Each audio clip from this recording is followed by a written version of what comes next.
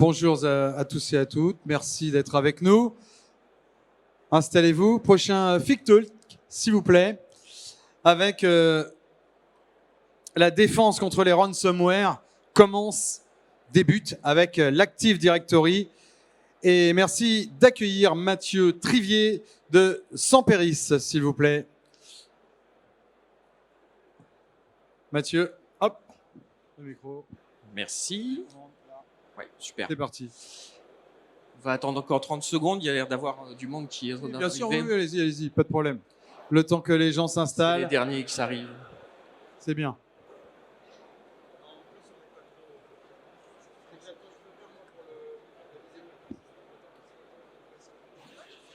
Allez, on est parti. Bonjour à tous, merci d'être présents. Je me présente rapidement, Mathieu Trivier. Je suis directeur avant-vente Europe pour une société qui s'appelle Samperis. Aujourd'hui, on va parler d'un sujet qui malheureusement reste d'activité, les ransomware. Je pense que vous l'avez à peu près entendu 450 fois sur les 2 derniers jours.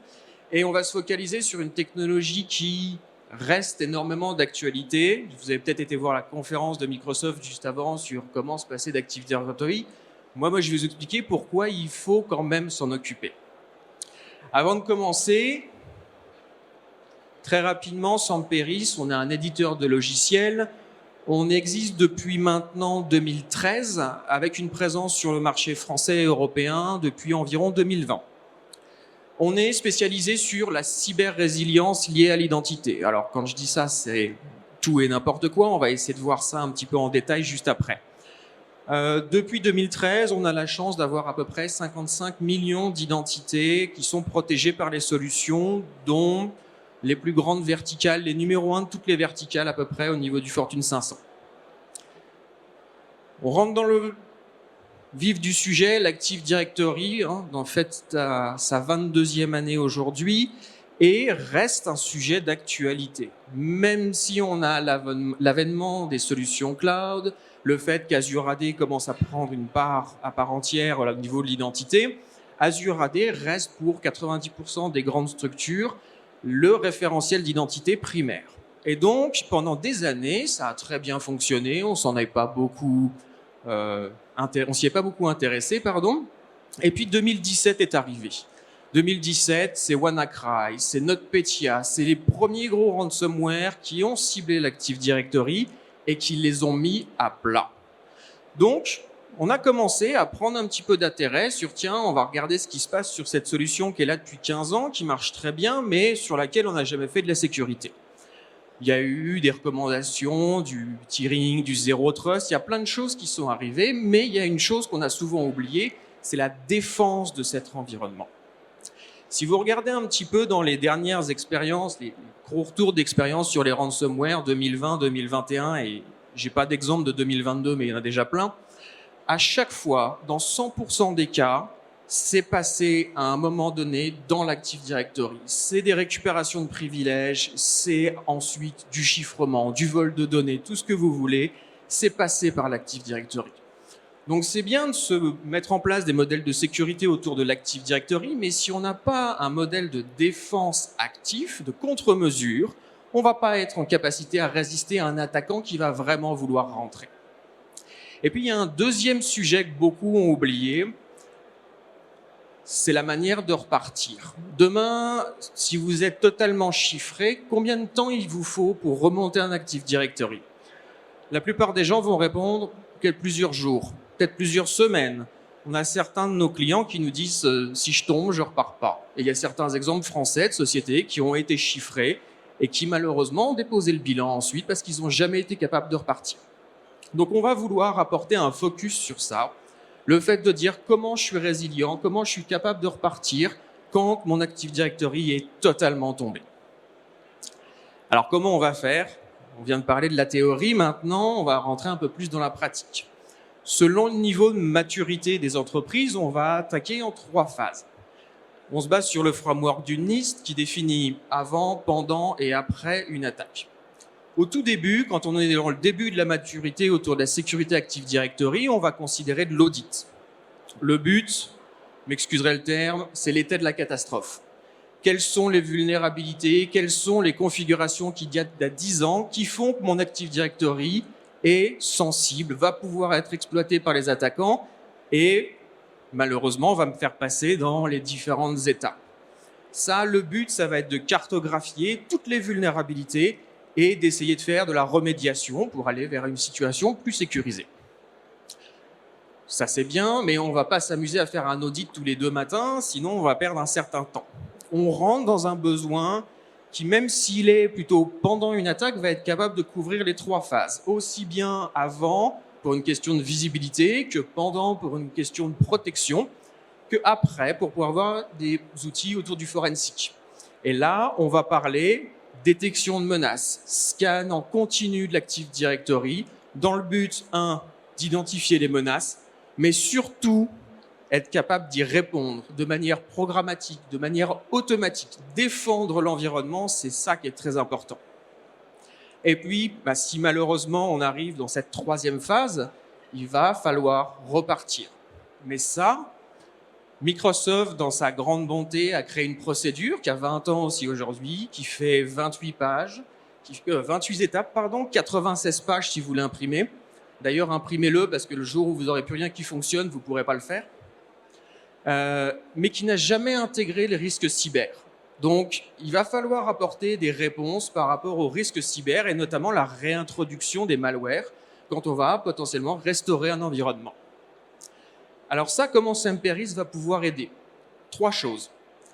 La première, c'est déjà de l'audit. Aujourd'hui, on a un outil qui s'appelle Purple Knight, vous voyez sur mon t-shirt, qui est un outil gratuit, qui est un outil communautaire. C'est pas un beau terme en ce moment, mais qui est notre effort de guerre sur la prise de conscience autour du besoin de sécuriser Active Directory. C'est un outil qui est gratuit, qu'on télécharge depuis notre site web. Si vous voulez passer sur notre stand, après on a des flyers pour le télécharger directement. L'idée, c'est de faire un scan très rapide de l'Active Directory, quelques minutes, et on va remonter une centaine d'indicateurs. Ces indicateurs, c'est des mauvaises configurations. C'est des vraies vulnérabilités qui restent dans l'Active Directory et qui pourraient être exploitées par un attaquant. On se base comme un attaquant qui aurait compromis une première station de travail. Pas besoin de droit net, juste une machine, n'importe quelle machine, et on va derrière aller faire de la reconnaissance dans l'environnement. Derrière ça, une liste de recommandations sur comment aller vers une solution plus sécurisée. Ça, c'est cette première étape. J'invite tout à chacun à le faire simplement pour prendre conscience un petit peu de l'état de son environnement. Derrière, on arrive dans une solution un peu plus complète qui va permettre justement de faire du long terme au niveau de l'Active Directory et donc de monitorer l'environnement. Cette solution, elle s'appelle Directory Services Protector. Elle a 2 grandes fonctionnalités. Un scan des vulnérabilités en temps réel dans l'Active Directory. On a aujourd'hui quasiment 120 indicateurs qui sont présents, qui sont testés en continu. Le but est de dire si j'ai un changement dans la configuration Active Directory, vraiment un changement opérationnel, quelqu'un qui crée quelque chose, qui modifie, et que ça rend l'AD vulnérable, le but c'est de le détecter, d'alerter, mais pas que. Le but, c'est aussi d'aller mettre en place des contre-mesures. Je prends un exemple qui parle à tout le monde. Dans les dernières phases d'expansion d'un attaquant, il va prendre le contrôle du groupe domaine admin qui possède tous les privilèges sur l'AD. Si vous détectez ça, c'est bien. Si vous alertez, c'est mieux. Même si vous avez le meilleur SOC du monde, c'est 5 à 7 minutes avant qu'on passe dans la 3e phase. Donc même le meilleur SOC du monde ne sera pas capable d'aller aussi vite dans la qualification et dans la résolution de cet incident. Ce qu'on va rapporter, c'est la capacité à défaire toute modification qui se passe dans l'Active Directory. Donc ça, ce changement-là, la solution le voit le passer, instantanément et en temps réel, on va défaire ce changement-là. Et donc, on va protéger l'Active Directory, première méthode, deuxième méthode, troisième méthode d'attaque, on va défendre l'Active Directory jusqu'à ce qu'on ait une équipe SOC qui va prendre en charge de manière un petit peu plus large l'attaque, peut-être enlever un poste de travail, d'où vient l'attaque, une connexion VPN, etc. etc. L'idée, c'est vraiment défendre l'environnement.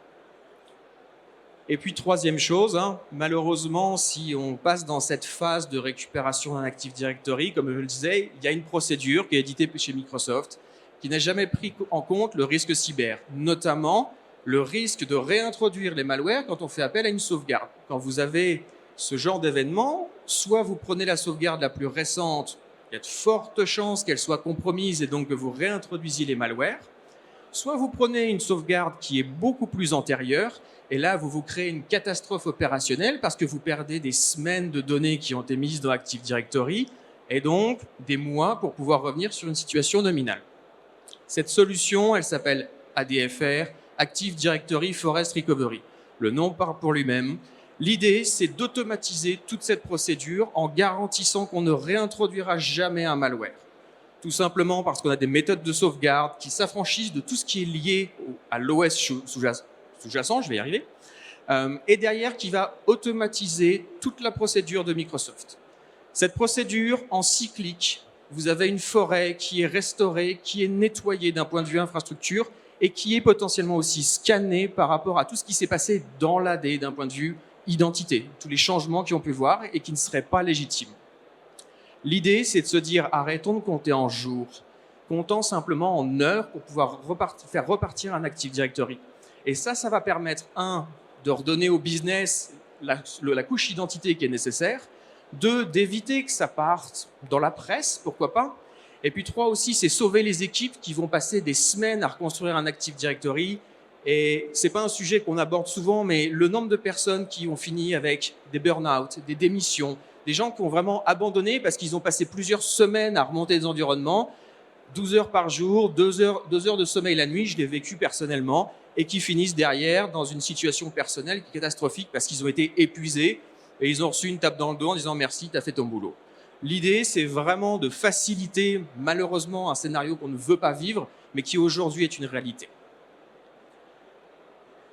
Si vous avez des questions, je suis content de les prendre maintenant. Sinon, on est au stand B6, tout droit en sortant du FIC Talk et on est juste sur la gauche. Merci à tous et bonne suite de salon.